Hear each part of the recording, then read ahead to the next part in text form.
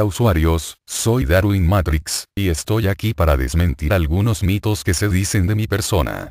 Como ya imaginarán, quienes están detrás de esto son los creacionistas, que no se cansan de mentir sobre la ciencia, y siempre que pueden, acerca de los científicos que estudiamos la evolución biológica. Bien, de todas las acusaciones infames hechas contra mí, la principal es que fui racista, o que impulsé el racismo. Es un tópico calumniador que usan ellos, para decir qué malos son los que aceptan la teoría de la evolución, mejor pásate a nuestro lado, donde nosotros, los buenos cristianos no tenemos nada que ver con el racismo. Yo les diría por qué mienten. Calumniar a alguien, y sobre todo si éste no tiene posibilidad de defenderse, es un truco bastante sucio. Pero ha llegado el momento de poner los puntos sobre las íes. Afirman los creacionistas que la ciencia evolutiva sostiene que hay razas humanas inferiores y superiores y que las razas no blancas se han evolucionado menos y son más cercanas a los monos. Esto es completamente falso. Por el contrario, la teoría científica evolutiva ha probado que los blancos no han evolucionado más que los pueblos no blancos, ni son superiores de ninguna otra manera. Lo que la ciencia evolutiva ha probado siempre, es que los seres humanos son una sola especie. No como dice este mentiroso. La evolución por el azar dice que el hombre ha evolucionado varias veces. Por esto hay diferentes razas. La creación por el creador dice, Dios solo creó a Adán y Eva. Todo ser humano es descendiente de ellos. En realidad, sabemos que los primeros seres humanos se originaron en África hace 150.000 o 200.000 años. Algunos emigraron de ahí hace unos 40.000 o 50.000 años y se diseminaron a través del mundo. Las poblaciones humanas se mezclaron continuamente por medio de la emigración y no han ocurrido modificaciones biológicas significativas que dividieran a los seres humanos en subespecies distintas.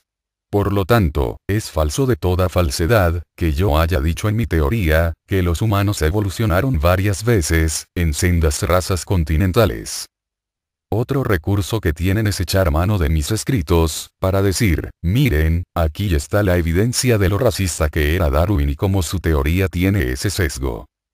Es cierto que en mis tiempos se concebía a la gente de las sociedades capitalistas más modernas como civilizada y a la gente de las sociedades premodernas como salvaje, y que yo eventualmente lo haya expresado, pero así era en la Inglaterra imperial del siglo XIX, una sociedad imbuida de ideas que justificaban la desigualdad y opresión.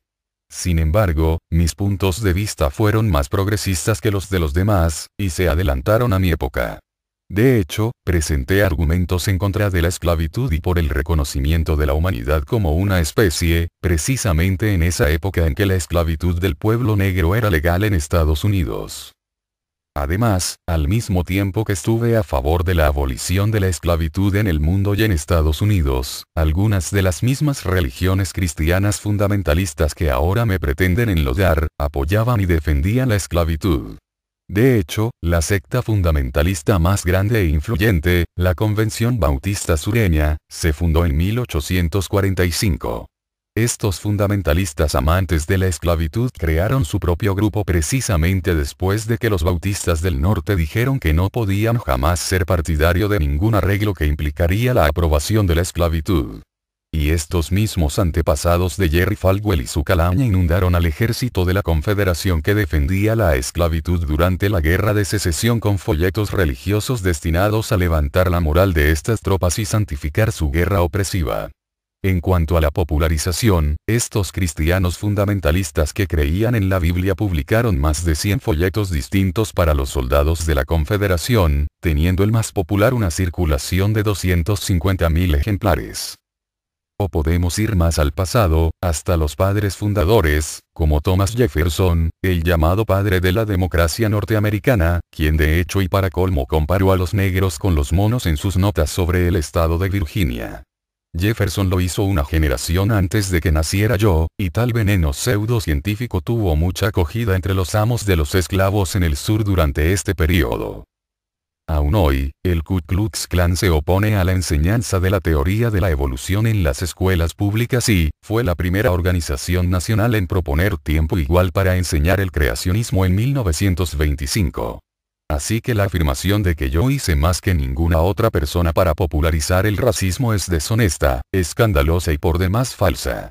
Deja que los verdaderos racistas salgan impunes y oculta el vínculo entre el racismo franco y el fundamentalismo cristiano, tal como se ha desarrollado en Estados Unidos.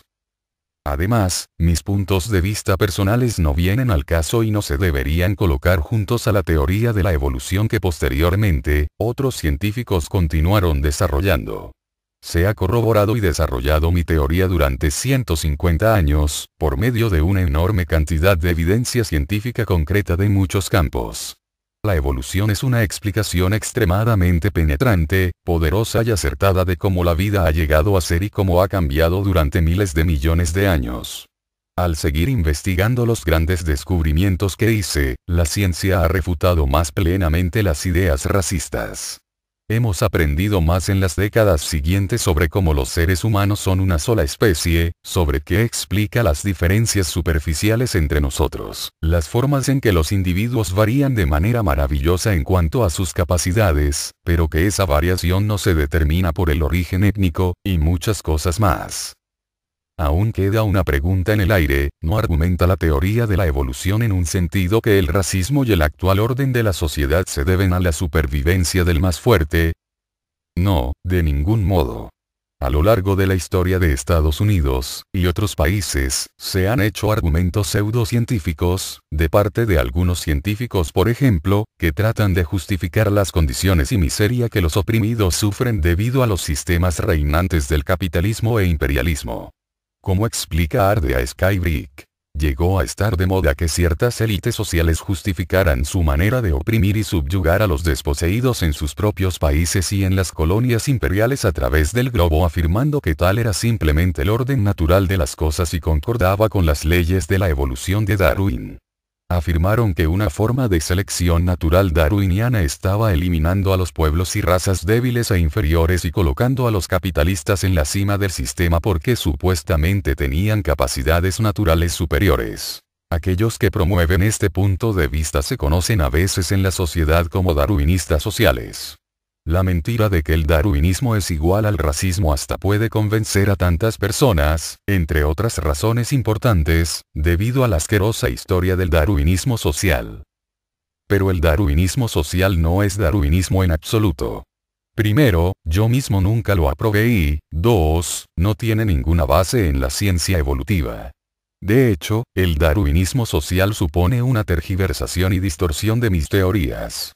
Aunque hay diferencias entre estos puntos de vista, lo que tienen en común es el intento de dar lo que en la superficie parece ser una justificación científica para las ideas y las medidas que refuerzan la opresión racial y sexual y la explotación de clase.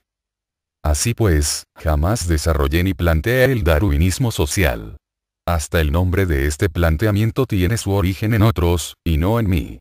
Hoy los creacionistas están intentando de manera deshonesta confundir la ciencia evolutiva, con la idea completamente acientífica del darwinismo social, con el objetivo de confundir a la gente y hacerla acercarse a su religión fundamentalista. Por último, los oponentes más destacados de nuestros tiempos del darwinismo social pseudocientífico han sido biólogos evolutivos eminentes. Dos obras muy importantes que refutan la pseudociencia racista son La falsa medida del hombre de Stephen Jay Gould, y no está en los genes, de Leon Kamin, Richard Lewontin y Stephen Rose. Como ven, no tienen excusa, creacionistas mentirosos. Bueno usuarios, me despido, habiendo desmentido una calumnia sobre mi persona, regreso a la dimensión donde estamos todos los científicos y donde seguiremos viviendo mientras nos recuerden, y recuerden lo mucho que hemos hecho por todos ustedes. Hasta un próximo video, donde me deje aparecer con el permiso de Trodon Kid.